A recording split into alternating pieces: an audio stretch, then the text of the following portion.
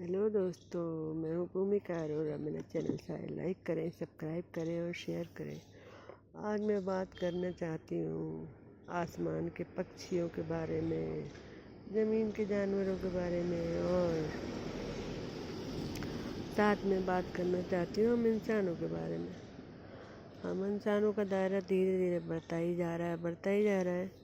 आसमान के पक्षियों के लिए जगह कम हो रही है क्योंकि हवाई जहाज उड़ाने होते हैं, और नीचे जानवरों की भी जगह कम हो रही है क्योंकि हमें घर बनाने होते हैं। हमें तो ऐसा लगने लगा है कि धरती का हर एक टुकड़ा बस हमारे ही नाम होना चाहिए। ये पक्षी और ये जानवर ये हमारे लिए कुछ भी नहीं है। इनके लिए तो घर देने को हम तैयार ही नहीं हो रहे हैं। हम ये सोचते रहते हैं कि जहाँ लैंड खाली हो वहाँ पर देखिए आजकल धड़ाधड़ नई से नई कॉलोनियाँ, दूर से दूर सुविधाएँ उपस्थित होती जा रही हैं। पर हम ये पक्षियों और जानवरों के बीच में जो हम प्रकृति के शुरू से रहते आए हैं, इनके बारे में हमारा सोचना बंद होता जा रहा है। इसी का कारण ये हो रहा है कि जानवर बहुत आक्रामक हो रहे हैं और पक्षी बहुत कम होते जा रहे हैं। पक्षी जो सुबह उठते ही हमारे तार भर जाते थे और हम तारों को देख करके ऐसे खुश होते थे। जाड़े आते थे और चिड़ियों से तार भरे भरे होते थे। आजकल ऐसा कुछ भी नहीं है, कहीं कुछ नहीं मिलता हमें। कहीं आप देखिए, कुछ भी देखिए, आपको कुछ भी नहीं मिलेगा। हम सोचते हैं कि इतने सारे पक्षी, तरह तरह के पक्षी ख़त्म होते जा रहे हैं। हमें बुलबुल और गौरैया के लिए घर बनाने पड़ रहे हैं। मतलब हम इंतज़ाम करने लगे, हम लोग इतना भूल गए कि पक्षियों का भी घर है और जानवरों का भी घर है। देखिए कुत्ते घर में पल रहे हैं, पर गायें सड़कों सड़कों लौट रही हैं। कितनी गौशालाएँ बन रही हैं, पर कितनी उनकी सुरक्षा की जा रही है। आप ये देखिए, जाके गौशालाओं में आज भी लोग बीफ खाना पसंद करते हैं। मतलब इंसान को कभी सिखाया गया था कि मांस खाने के लिए ज़रूरी होता है, क्योंकि जब वो वनमानुष था तो उसको कोई तरीका नहीं आता था खाना बनाने का। पर आज इंसान इतना तरक्की कर गया है, फिर भी इंसान न ही अंडा मीट खाना बंद कर रहा है, और अब कहता है कि जैसे पेड़ पौधों में भी जान है, उसी तरीके से जानवरों में जान है, तो हम जानवरों को भी खा सकते हैं जिस तरीके से पेड़ पौधे खा सकते हैं। मतलब एक तरफ तो जानवर कम हो रहे हैं, ऊपर से उनको खाने की व्यवस्था भी हो रही है ना। और उनका रहने का ठिकाना नहीं है।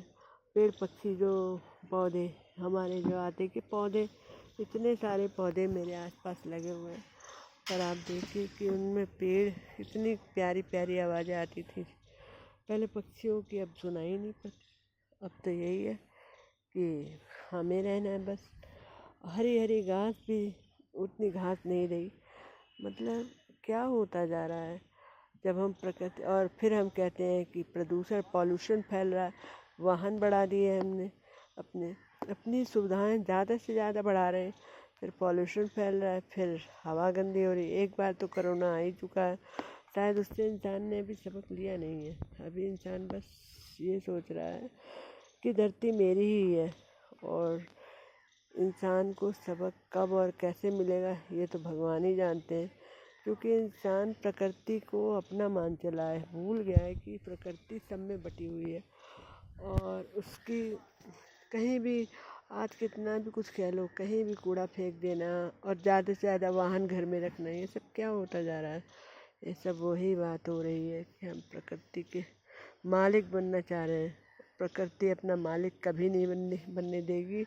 ये कोरोना टाइम में प्रकृति ने सिखा दिया है, और आप इस बात को और अच्छे से सीख लो अगर आपको सीखना है। इसी के साथ ही मैं अपना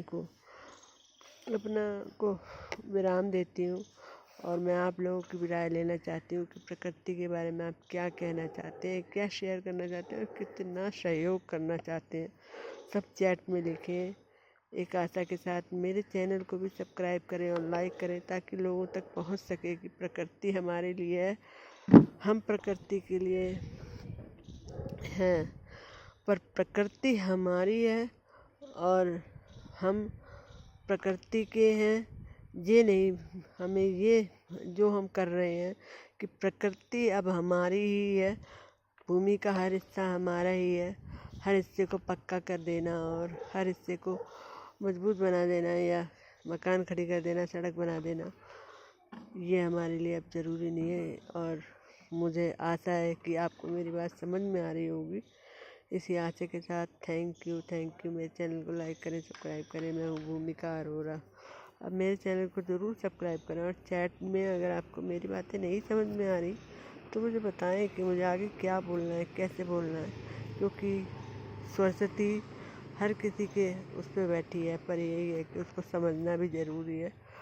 और अपनी बातों को कभी कभी इंसान एक बार में नहीं कह पाता है तो दूसरी बार में दूसरे लोग अच्छे से समझा सकते हैं। इसी की आशा के साथ थैंक यू, बाय बाय।